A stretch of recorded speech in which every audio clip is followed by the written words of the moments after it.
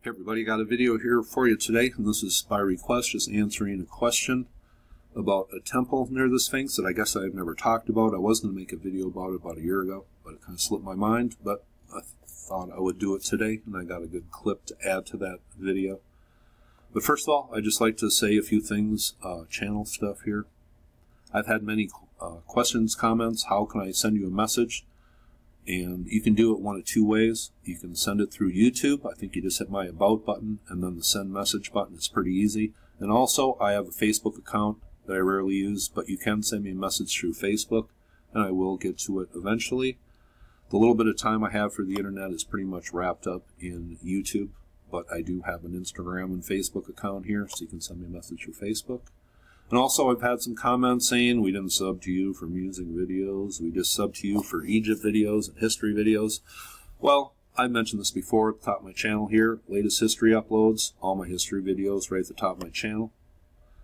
And it's not that hard. And the amount of music videos that I put out has zero effect on the amount of history videos I put out. And this is what I've always done on my channel. If you read my channel description, that's what I do, and things aren't going to change. So it's pretty easy to deal with.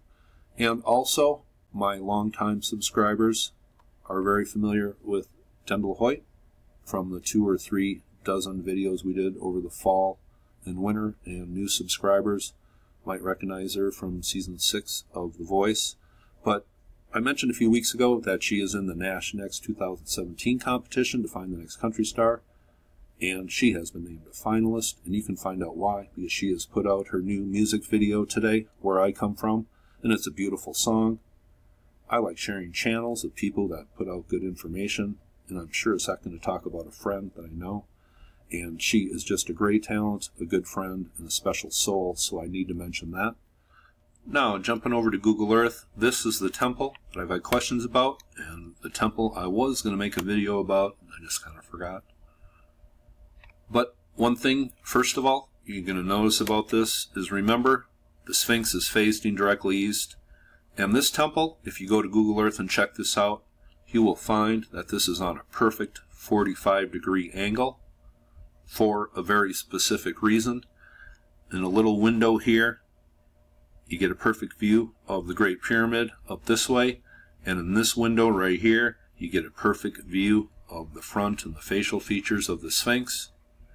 And I was a little confused whose temple this was, and we are going to take a short look at a clip here in just a second from my buddy Carlos's channel, and I will leave links below for Carlos's channel in this full video. And John Anthony West is leading a tour, and let's keep John Anthony West in our minds here as he battles cancer, and I'll leave some links below. But this cartouche here, this really is, it gives it away whose temple this is, and I believe John Anthony West even says this is Amenhotep III's temple, and I can totally see where people get confused because there are, of course, pharaohs with the same name, just a different number after, and it all gets a little confusing. But this, I would say, is 99% sure this is the cartouche of Amenhotep II.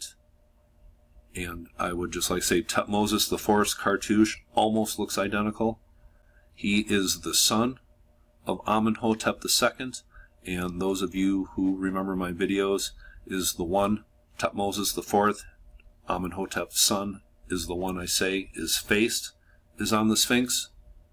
So if Amenhotep was the pharaoh, and we know the dream stela was erected right between the paws here it is right here, we know that was done by Prince Tutmosis, so maybe this temple and the whole thought process of Tutmosis IV putting his face on the Sphinx was done at the same time. And we are going to jump over to a video of John Anthony West, but there's just a couple things I'd like to say about Tutmosis IV.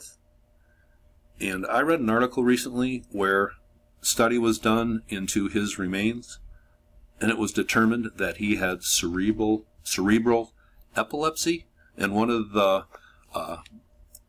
results of having that affliction is having severe hallucinations. So did that play into the story of him having the dream under the Sphinx and the Sphinx talking to him, saying that he was going to be named Pharaoh of Egypt? if he uncovered and restored the Sphinx, did his, affliction cause him to have hallucinatory visions? Well, I think that is something that is slightly possible and something I have never mentioned before, and I've talked about Tutmosis IV a lot. And another thing I'd like to mention is in Tutmosis IV's tomb here is Tutmosis IV, and here is Anubis. But in tombs here, they have the gods, and then there are little epithets for the gods. And Tutmosis IV, who I say faces on the Sphinx, and he uncovered the Sphinx, and he might have found things under the Sphinx, because throughout the rest of the 18th dynasty, all of a sudden, very ancient texts are being, rewrote. How come it comes right after Tutmosis' reign? Well, I just find that interesting. But in his tomb, it gives the epithet of Anubis, and it is Anubis on his hill, Tep 2F, and it's the only tomb where it is referred to that way. And that is exactly what the ancient Egyptians call the temple that we call the Sphinx Temple today. The earliest Egyptians tell us what the name of that temple is, and it's rewritten, and also Lord of the Sacred Land, just like they say in the Book of the Dead. This is in Tutmosis IV tomb. Did he uncover knowledge of what we call the Sphinx was in its original form in very ancient times? I find that very fascinating. Now here from ground level, this is what is left of the temple of Amenhotep II from the 18th dynasty, and I'm going to leave a link below that talks about how the 18th dynasty was really the cult of the Sphinx, the author calls it, and he said much restoration and a lot of buildings were put up around the Sphinx. Some of them do not exist today. This is Amenhotep's temple here, Amenhotep II. His son, Tutmosis IV, I believe, put his face on the Sphinx, and I was just tired of seeing videos that just put out just vague guesses. Oh, it's a woman, it's so-and-so, based on nothing. So I went over every single piece of evidence, and I say I am 93% sure the face of the Sphinx today is Tutmosis IV, and that is Amenhotep II's son. And John Anthony West in the video clip will talk about how the Great Pyramid and the Sphinx are framed by these doorways. And there is a third doorway that frames something else, and he says he's not sure what it is. And the best of my guess is it comes right over to this area here I'm going to show you. Right here, at the edge of this highly weathered stone here. But this is the area it points to, and I just find this fascinating, because this seems to be blocked up. And in the 1837 text, this is where entrance was found to underground tunnels and chambers. I just thought I would mention that. But going back to this temple here, I will leave a link below. And it seems that the author says the 18th dynasty was certainly the cult of the Sphinx, just because of all the restoration work that was done, temples put up, and even Tutankhamun, King Tut, built a little place down here. It was called like a summer home for him, and the reason why he did that, I believe, is because his grandfather's face was on the Sphinx, and this was just a highly important area. And in that link I'm going to leave below, it says by the author that the 4th dynasty, there is no inscriptions in 4th dynasty tombs or around the Sphinx. There is no inscriptions from 4th dynasty priests. But that is when Egyptologists say the Sphinx was built in the 4th dynasty. And if it was, priests would have had inscriptions and dedications all over the Giza Plateau, but there is nothing to be found. And the author of that article is Mark Lehner, the general of the Egyptologists from America, who met Zahi Hawass through the Edgar Cayce Research Foundation, where they both got their start.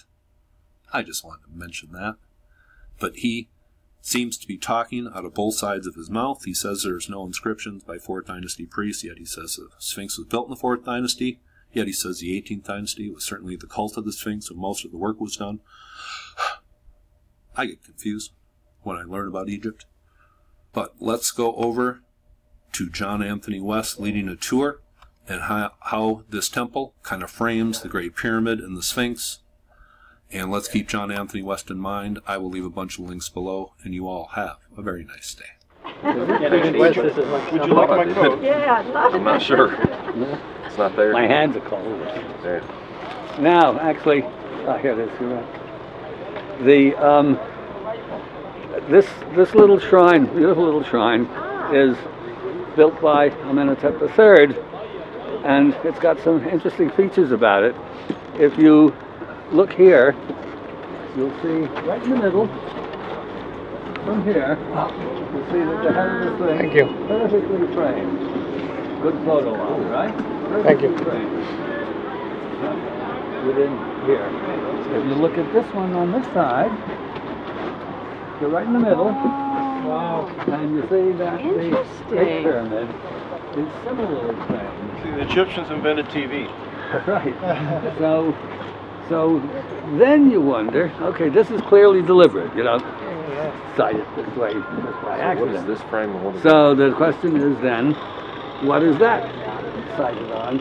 Whatever it is not there anymore, but it might be astronomical. It might be a solstice or something, maybe. Somebody has to do the work. What's interesting is that if the pyramid is aligned on north, south, east, west faces, this would be exactly 90 degrees opposite, right? So it's like, Yeah. So something to that. So that's a nice little, actually on the last trip, just finishing now with the Enneagram Institute, I keep saying, I mean, this would be an interesting study here. And I keep doing this, saying, you know, this would make a nice, big study, a big PhD for somebody. And one of the women on the trip who was doing some recording and things said, you know, you should make a list of all of these cool things that are waiting to be done. I mean, meanwhile, the Egyptologists, you know, are busy arguing over Tutankhamun's laundry list. And there are all of these really interesting things that are there to be discovered, and that could be discovered if somebody put the time and effort into it. So we don't know. And then this side here is obviously, it has, you know, the shrine at the back, but it may well be sited on something really significant, maybe even Heliopolis or something fairly distant. But do we know what the hieroglyphs say? Oh yeah. This is, I don't do the hieroglyphs, but yeah, those are sort of ceremonial, and anybody with a basic knowledge of hieroglyphs, which isn't me, would read that off without much trouble.